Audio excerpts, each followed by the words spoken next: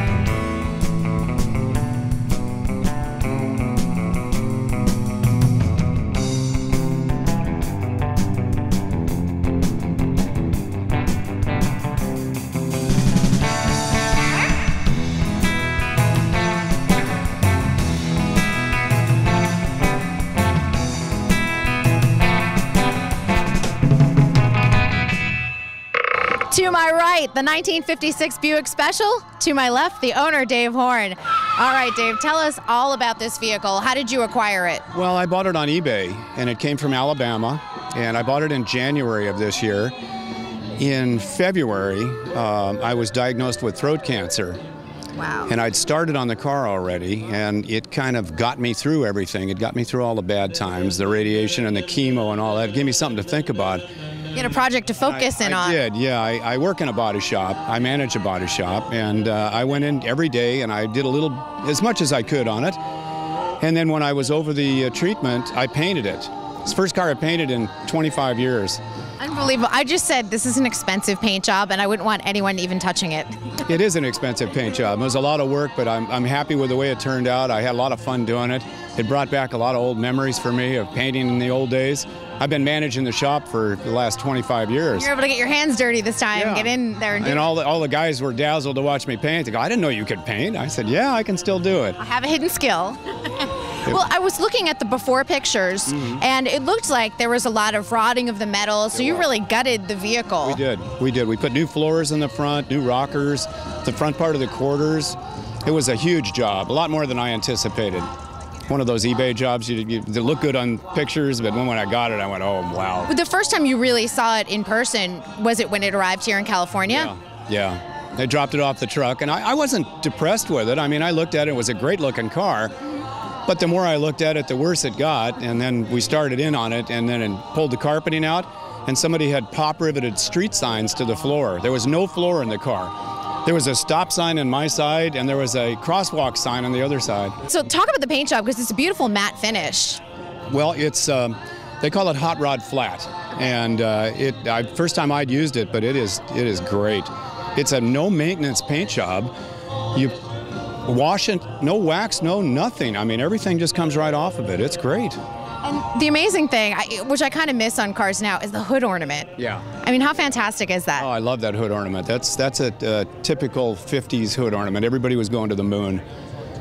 I know, it's really amazing. And it's sleek, it's fast, it gives it nice edging to the whole front of the vehicle. Underneath, what did you have to do engine-wise? Nothing. I lucked out there. The engine, trans, and rear end had all been redone before I got the car, and that's kind of why I bought it. It's got a beautiful motor in it. You want to look under the hood? Yeah, I would love to.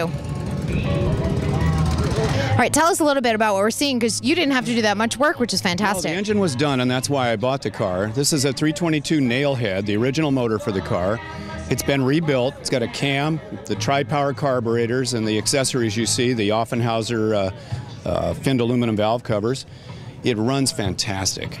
It is just a peppy car. It's got a Chevy Turbo 350 trans in it and a 9-inch Ford rear end. So mechanically, the car was really great. What are we looking at horsepower and torque on this? I'd have to guess at it, but I'd say probably at least 350 horsepower. That's sweet. That's sweet. And then inside the car, the interior, how much work? Obviously, the floorboards needed to be redone. How about, the seats and everything else in the dash? The seats are the ones it came with. I did the headliner and the carpeting. I had to tear the headliner out anyway. It was old, and the carpeting we ripped up to get the floors done. And I kind of ran out of money on the rest of it. I just kept pouring money into this thing, and I had to back off a little bit and say, I've got to stop for a little while here. Well, thank you, and let us know. Are you doing okay? Health-wise, you're good? I'm in remission right now. It's been 3 months, so everything is good. All right, well, good thoughts, so good health to you. Thank you so much.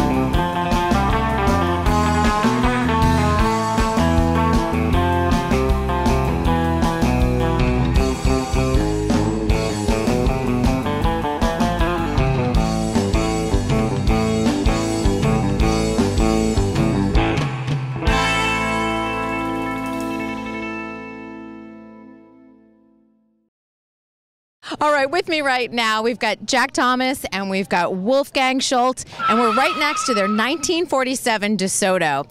Now, you guys are a comical team. Who's going to tell me the history of this vehicle? Let me start with the first part before Dennis did the restoration. Wolfgang. Wolfgang. That's his nickname. Yeah. My neighbor had this car in front of his house for years and years, and every time I walked by, I admired it. And so one day he says, "Do you want that car?" I said, "Sure. How much money you want for it?" And he says, "I'm going to give it to you." So I was very surprised at that, but I was very grateful. Now, when did Wolfgang come into play for this whole thing? Are both into cars. I've done over 80 cars, restored over 80 cars. I did Jack's absolutely gorgeous 53 Packard Caribbean convertible and several other cars of Jack's, and I did my own. I tell everybody that I equate myself to Pygmalion. Now, those who don't know Pygmalion will know the movie My Fair Lady, which is the musical version of Pygmalion, because I like to take something rough and crude and turn it into something beautiful. I never buy a restored car. I like the process. The process is very rewarding to me. This car was not too bad, but it didn't look like this when we started, but it's basically an original car, the motor and everything, and it has, Jack's going to tell you about fluid drive, which was a unique characteristic that came out in 1940 for Chrysler products only. Jack, will you tell me a little bit about? Yes, it was, in America, people wanted simple to drive cars. So an automatic transmission, which is universal today, they're all automatic transmissions. That was an experimental laboratory thing back in those days. General Motors developed the Hydromatic, which really was an automatic transmission with no clutch pedal on the floor. Chrysler Corporation developed one which they call fluid drive, and it's a semi-automatic transmission. There's a clutch pedal, but once you start your engine, you start at neutral, step on the clutch, put it into a drive gear, take off your foot off the clutch, hold on the brake, and the car just sits there. When you're ready to go, you step on the accelerator, and the car moves off. When you come to a stop, you step on the brake, it comes to the stop, and you can sit there. You don't have to move the shift lever or anything. When you're ready to go again, you just step on the throttle, and away you go. So this was sort of the intermediary step before automatic transmissions. They called it a semi-automatic transmission. It was reasonably successful, but later on, Chrysler Corporation had to come out with a complete automatic, which they did. Now, what are some of the things that you did on this vehicle exterior-wise? Well, it was black. Okay. But when you have a body that isn't perfect, you don't want black, because black will show, or any dark color will show, particularly black, all defects. Although this car had a pretty good body, we didn't do much body work on it. But Jack wanted to paint it a color. This is actually a Cadillac color. What is it called? Yes, I had a Cadillac convertible I was very fond of, a 66 Cadillac, and the color is called Cape Ivory, and it's this pale yellow. I don't like yellow cars, but I like this pale yellow. Was this in 1947? Would we have seen something in this color? They had a similar color in 47, yes. Okay.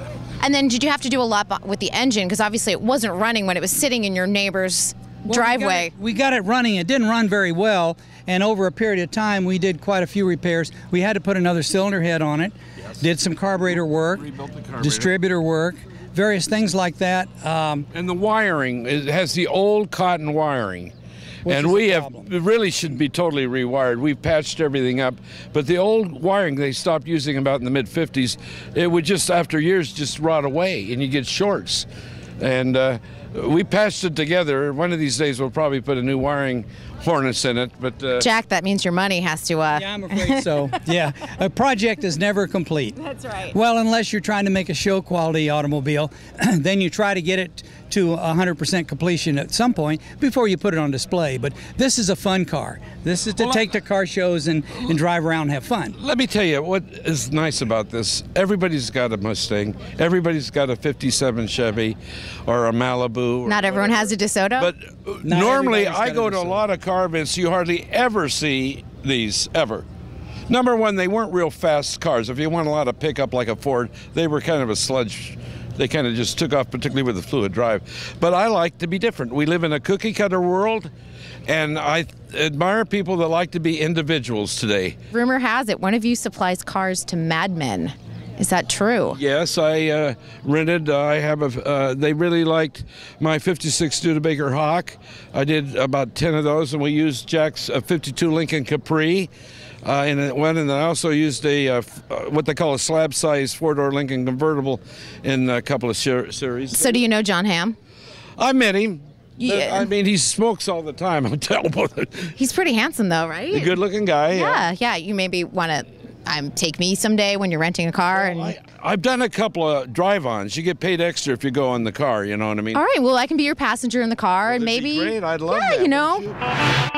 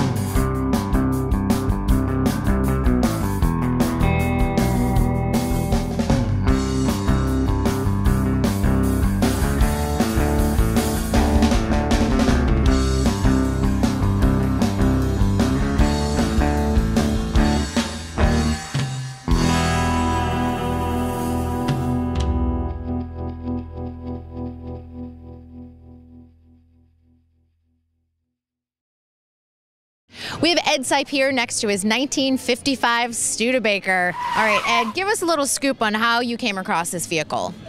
I just found it up in Weaverville. It kind of fell out of the sky. It was up there cheap, and I bought it. Were you looking for something in particular? I was looking for a 53 Studebaker. What's the difference between a 53, 55? Is that a particular benchmark? The grill, just the grill's different. Taillights are a little different. That's. And how much work did you have to do once you got the Studebaker? I pretty much built the car, yeah. So did you start with the engine? Did you work on the exterior, the interior? I started with the chassis first. Put a new chassis in it with new rack and pinion and disc brakes and modern suspension. Then the motor and the interior, and just little bit at a time. And what about the interior? Because the interior looks impeccable. So it looks like you've done a lot of work on the interior of the vehicle. Yeah, well, the seats were out of a Toyota Supra. They were Recaro seats out of a Toyota Supra. Have you always had your eyes on a Studebaker for a long time, or? I've always liked them. Yeah, always liked the looks of them. And what's your favorite thing about your vehicle? Oh, just the way it looks, and I don't know, it's small, like a sports car, you know. So. And how about in terms of the vehicle itself? Do you take it out on weekends? Is it your day-to-day car?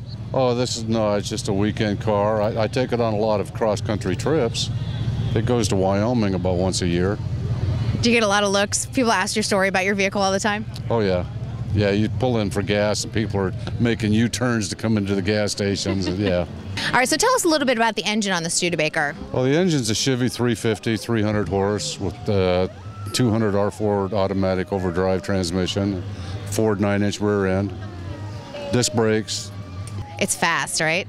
It runs okay. All right, come on, tell us how fast you're doing out on the open road.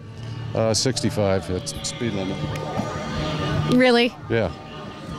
You're not doing 65, are you? It's a speed limit, isn't it? I don't even do 65 in my Prius. Well, you speed then, I don't. All right, David Collin is here with me right now next to his 1938 Chevy Coupe. Now tell us a little bit about your vehicle. Sort of had a long time, and raising a family, never had time to really do much with it. So, How long have you had it in your family? well, when my daughter Jamie there who just turned 30, I shouldn't say that. Shh, never tell a lady's age. She was like 2 when we sat her on the hood. So it's just been like in the garage, and we never really use it. But now we'd like to get it out. And You've had it about 3 decades or so. yes, we have. Yes. All right, well, what would be the first thing you're going to sort of tackle with this vehicle? I'd like to keep it somewhat original now that I look around at all the other cars. I love all these cars, but I have no interest in putting 400 horsepower into it. It's got the Chevy 6-cylinder, runs real good down the road. And exterior-wise, will you be updating the paint, obviously? And Updating the paint, yes, and putting the chrome pieces back on and making it look really pretty, but I sort of like the stock look of it. yes, you're going to keep it more stock versus custom and all that. Yeah. So tell me a little bit about the grille, because it's a real distinct look we don't see anymore. Well, it's a totally stock, just the way Chevy put it together back in 1938. I do love the design of it. Yeah, it's sort of classy looking. Yeah, because we see the horizontal grills now versus the vertical grills, so it adds a lot of height to the vehicle. I like it. Yeah. I like And how about interior-wise? What are you going to be doing?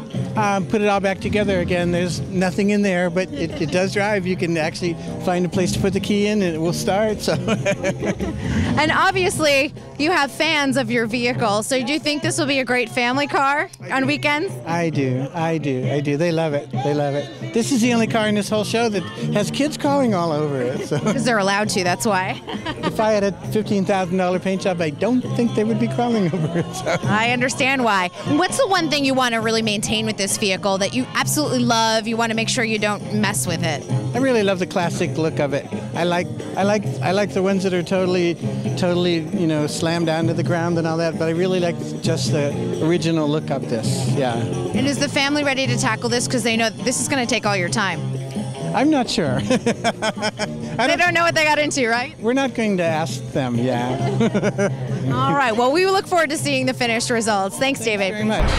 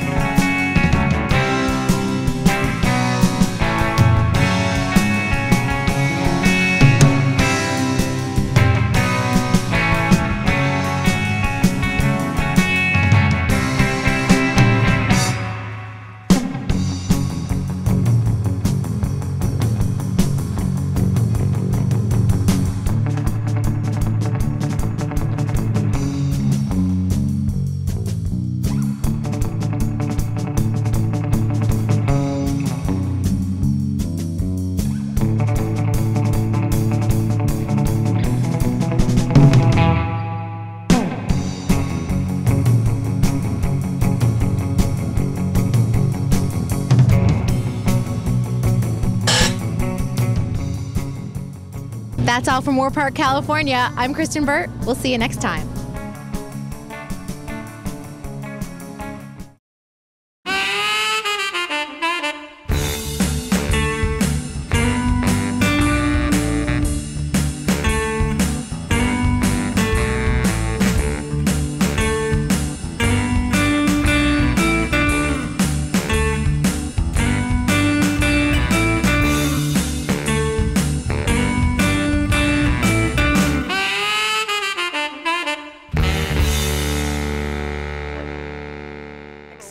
You know, there's some cars that are true classics and some that aren't. Can you give me a couple of names of true classics? Remember my comment. Talks too much. Anyhow. Thank you so much, you guys. What's the producer say? Is that what he said? That's a wrap.